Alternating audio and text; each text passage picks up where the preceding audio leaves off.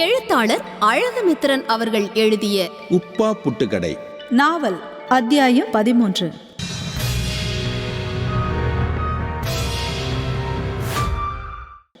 கிழவியின் அடக்கமெல்லாம் முடிந்து உப்பா கடையில் வரும்போது மறுநாள் மணி 12 ஆகிவிட்டது.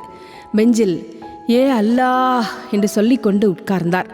பாத்தும்மா சற்று கோபத்தோடு கடையின் உள்ளே இருந்து வந்தவள் மையத்துக்கு கூடவே நின்ன ஆளு குளிக்காம கடைக்குள்ள வந்திருக்குது என்றாள். நான் கரிச்சாங்குளத்தில் குளிச்சிட்டு தான் வந்தேன். மறுபெஞ்சில் பாத்தும்மா உட்கார்ந்தாள். இருவரும் எதுவும் பேசவில்லை. உப்பா முகத்தை பார்க்கும்போது பாத்தும்மா தலை குனிந்து விடுவாள். கொஞ்ச நேரம் கழித்து உப்பா தான் முதலில் வாயை திறந்தார். லே, அந்திக்கு சாய அடிக்கணுமா? சாய அடித்தா பலகாரத்துக்கு எங்கே போவியா? ஏன் ஒன்றும் போடலையா? நேற்றுக்கு அசர் முடிஞ்சு போன ஆள் போகும்போது என்ன சொல்லிட்டு போனியோ? என்னத்தை சொன்னேன்? எல்லாம் மறந்தாச்சா என்றாள் பாத்தும்மா. மையத்து எடுத்த பிறகு பார்த்துக்கிடலாம் இல்லையா சொன்னியோ? அதான் ஒன்றும் போடலை. சரி விடு. சரி, நான் தெரியாமல் தான் கேட்கேன். கல்யாண கிழவி யாருன்னு கேட்கேன். செத்த வீட்டில் போய் பாங்கடை கடந்தியோ? நேற்று ராத்திரி சோறு தின்னைக்கும் வரல. உப்பா அப்படியே பாத்துமா முகத்தை பார்த்து பதில் சொல்ல வந்தபோது பக்கத்து வீட்டு கண்ணன் கடைக்குள்ளே வந்து கொண்டிருந்தான். என்னடா கண்ணா, என்ன விஷயம்? ஒன்றும் இல்லை, பிள்ளைக்கு மேலெல்லாம் என்னதோ கொப்பளமாக பொள்ளி இருக்கு. அப்படியே நிறைய கிடக்கா? முகத்துலலாம் இருக்கா என கேட்டார் உப்பா. முதல்ல கையில் 2 எண்ணம் பொக்கி தெரிஞ்சுது. அப்புறம் நெஞ்சில் ஒன்று வந்தது, கச்சப்புறத்தில் ஒன்று கண்டுது.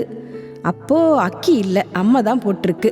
பொக்கந்தான் இருக்குன்னு நினைக்கிறேன் என்று சொன்னவர் அப்படியே ஒரு நிமிஷம் யோசித்து பாத்துமாவை பார்த்து சொன்னார். லே பாத்துமா, பிள்ளைக்கு என்னன்னு ஒரு 8 போய் பார்த்துட்டு வா என்றார். மறுப்பு எதுவும் சொல்லாமல், டே கண்ணா, நீ முன்னப்போ நான் வடக்கு புறத்தோட வாரேன். முத்து நிறைய கிடக்காடா என்றாள்.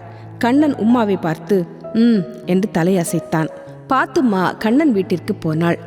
உப்பா கிளவிக்க மரணம் நல்ல மரணம் பாத்தியலா? பாயின்னு ஒரு நாளும் கிடக்கல. அவ யாருடா? நல்ல தெய்வ சிந்தனை உள்ளவ இல்லையா? எல்லார்கிட்டையும் கண்ணில் கண்டதை பறைவா. ஆனால் மனசில் கபடம் இல்லை இல்லையா? கல்யாணம் ஆகாமல் கன்னியாவே இருந்தாலும் எத்தனை பேருக்கு பேர் பார்த்துருக்கா தெரியுமா? பின்ன பசி பொறுக்க மாட்டா. அந்த நேரத்தில் யாராவது போனால் கருங்கருன்னு நிற்பா. என்ன இருந்தாலும் நல்ல மரணம்தான். இறந்த நாளை பார்த்தியா? ஏகாதசி. உப்பா, பிள்ளைக்கு பொக்கன்னா கொஞ்சம் கஷ்டந்தானோ? ஒன்றும் இல்லடா, வைசூரி வந்த சமயமே நிறைய பேர் செத்து பிழைச்சாவ. என் தம்பிக்கெல்லாம் வைசூரி வந்து தண்ணி வெள்ளம் குடிக்க முடியாமல் என்ன பாடுபட்டான். அப்புறம் பிழைச்சிட்டான். எனக்கு உம்மா தான் வேணும்.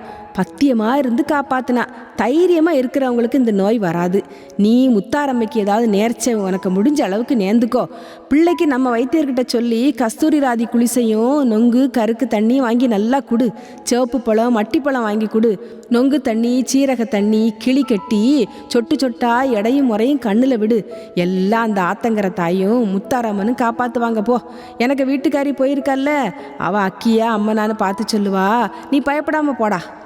அப்போ பிள்ளை கொஞ்ச நாள் கை நீட்டம் தர வரமாட்டா என்றான் அவன்.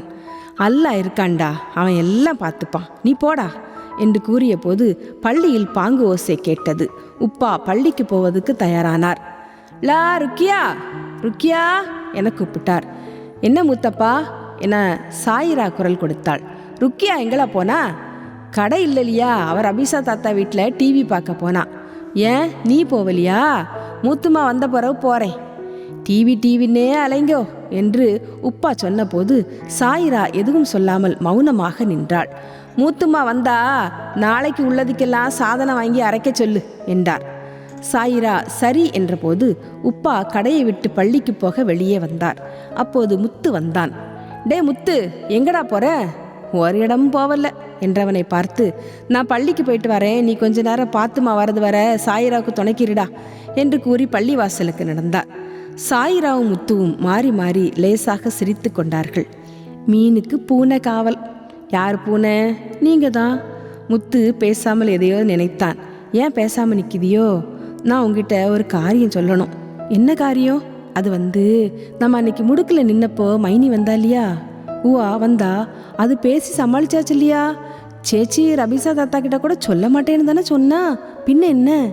அவ என்கிட்ட முத்து யோசித்தவாறே நிற்க, உங்ககிட்ட உப்பு மிளகெல்லாம் சின்ன பிள்ளைகள் சொல்கிறது மாதிரி வாங்கிட்டு வர சொல்லுவா.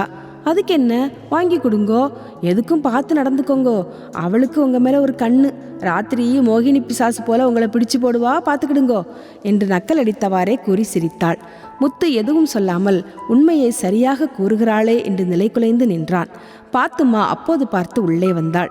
பெஞ்சில் உட்கார்ந்தவள், டே முத்து, நீ இங்கேயாட இருக்க, உனக்கு அம்மா தேடுகா, லே கொஞ்சம் வெள்ளந்தாளே என்று சாயிராவிடம் கேட்டாள். என்ன முத்துமா, கண்ணண்ண மோளுக்கு என்னது மண்ணனா? பொக்கன், பிள்ளைக்கு நல்ல வாரி போடுது, பாவம் பிள்ளை மேலு வழியில் கரையுது. அந்த பிள்ளைக்கு பொக்கன் எப்படி வந்தது என முத்து கேட்டான். பொக்கன் வர்றதுக்கு யாருன்னு இருக்கு, நீ ஒரு காரியம் செய், காலையில் கொஞ்சம் வேப்பிலை பறிச்சு கொடு, உங்கள் வீட்டில் நிற்குதுல்லடா. சரி, காலையில் தானே பறிச்சு கொடுக்கலாம் என்றான் முத்து. ஈராளன் உள்ளே வந்தவன் எதுவும் பேசாமல் பாய்லரில் இருந்த பழைய தண்ணீரை மாற்றி தொட்டியில் இருந்த புதிய தண்ணீரை விட்டான். கரித்தட்டில் இருந்த சாம்பலை எடுத்து குப்பை தட்டுவதற்காக வைத்திருந்த டின்னில் தட்டினான். சார், என்ன உம்முன்னு நிற்குது என கேட்டாள் சாயிரா. எதுவும் சொல்லாமல் சாயா கப்புகளை அடுக்கி கொண்டே நின்றான். பொண்ணு, எனக்கு வீட்டுக்கு வாரியா என முத்து கேட்க எதுவும் பேசாமல் நின்றான். முத்து வீட்டிற்கு திரும்பும்போது, சரி நான் போறேன் உம்மா என பாத்திமாவிடம் கூறிவிட்டு நடக்கவும் பின் நடந்தான் ஈராளன். டேய், அந்த லானத்து டிவி பார்த்துட்டு இருப்பா, ஒன்று விரட்டி விடு. சரி என்றான் முத்து. என்னல்லா, ஈராளன் சாப்பிட்டானா, உம்முன்னு இருக்கா? இல்லை, வலிய வாப்பா பறஞ்சுதோ என்னமோ, போட்டும், முத்து வீட்டில் தின்னுவான், துக்க காலையில் வருதோ என்னமோ. அப்போது ருக்கியா மெதுவாக வந்தாள். என்னல்லா, ஒரு குமரி பிள்ளை, அதுவும் அச்சார வைப்பு முடிஞ்ச பிறகு ராத்திரியில ஒவ்வொரு வீடா ஏறி இறங்கிட்டு நடக்க உனக்கு அறிவு இருக்கா இளவுல போறவளை என திட்டினாள். சும்மா அச்சார வைப்பு முடிஞ்சின்னு பறைய, கொஞ்ச நாள் தானே, அதுக்கப்புறம் நான் எங்க போவேன், அந்த வீட்டில் டிவி உண்டோ என்னமோ, யாரு கண்டா? இவள் சொல்வதை பார்த்து சாயிரா சிரித்தாள். ஏன்லா பல்லிழிக்க, நீ போற வீட்டில் டிவி இருக்குன்னா என்னலா, அவ போற வீடு தெரிஞ்சது போல சொல்லுக என கேட்டாள் பாத்தும்மா. ஏதோ வாய் தவறி வந்ததை உணர்ந்த ருக்கியா, ஓ இப்ப எல்லா வீட்லயும் டிவி வந்தாச்சே என்றாள். உப்பா பள்ளி முடிந்து உள்ளே வந்து பெஞ்சில் அமர்ந்தார். காய்கறி எல்லாம் வெட்டியாச்சா என கேட்டார். வெட்டியாச்சு என சொன்ன பாத்தும்மா, நீங்க ஈராளனை பறஞ்சியலா என கேட்டாள். நான் ஒன்றும் சொல்லலையே. பின்ன மூஞ்சி இழுத்து வச்சுட்டு சாயப்பற்ற கழுவிட்டு முத்து விழிச்ச உடனே இறங்கி போனா. சரி போட்டு, காலையில் வருவான், முத்து கூட தானே போனா, போட்டு நீ என்னை கொஞ்சம் கஞ்சிதா என கேட்டார். கஞ்சி எடுக்க பாத்தும்மா உள்ளே போனாள். வாப்பா, நம்ம வீட்டில் ஒரு டிவி வாங்கப்படாதா? நான் உங்கள் 2 பேரையும் கெட்டிச்சு கொடுத்துட்டு மெக்காவுக்கு போகலாம்னு இருக்கேன் என்றார். அதுக்கு என்ன, எங்க கல்யாணம் முடிஞ்ச உடனே போகலாமே. சாயிராவை கெட்டிச்சு கொடுக்காம எனக்கு எப்படி பாராத்தியம் குறையும்? அவளையும் கெட்டிச்சு கொடுத்தாதான் எனக்கு நிம்மதி. மெக்காவுக்கு போகும்போது எந்த கவலையும் இருக்கப்படாது, எனக்கு பேரில் எதுவும் இருக்கப்படாது, எந்த கடனும் இருக்கப்படாது. அன்னு பிறந்த குழந்தை போல மனசு தெளிவாக நிம்மதியாக இருக்கணும். அதுக்கு உங்கள் 2 பேரையும் கெட்டி கொடுக்கணும். முதல்ல கஞ்சியை குடிங்கோ, அந்த படைச்சவன் விழிச்சா போங்கோ என்றாள் பாத்தும்மா. உப்பா கரண்டியில் கஞ்சியை கோரினார். அப்போது பார்த்து கடைக்கு முன்னால் படார் என்று வெடி வெடிக்கும் சத்தம் கேட்டது. பயத்தில் உடல் நடுங்கி கரண்டி கீழே விழுந்தது. என்னவென்று பார்க்க சாயிராவும் ருக்கியாவும் பூட்டிய கடையின் முன் கதவில் ஓடினார்கள். அவர்கள் கதவு அழிகளுக்கிடையே பார்த்தார்கள். அவர்கள் கண்ட காட்சி மெய்சிலிர்க்க வைத்தது. எழுத்தாளர் அழகுமித்திரன் அவர்கள் எழுதிய உப்பா புட்டுக்கடை நாவல் அத்தியாயம் 13 கேட்டீர்கள். வழங்கியவர் ஆர்ஜே விஜி பூரன் சிங்.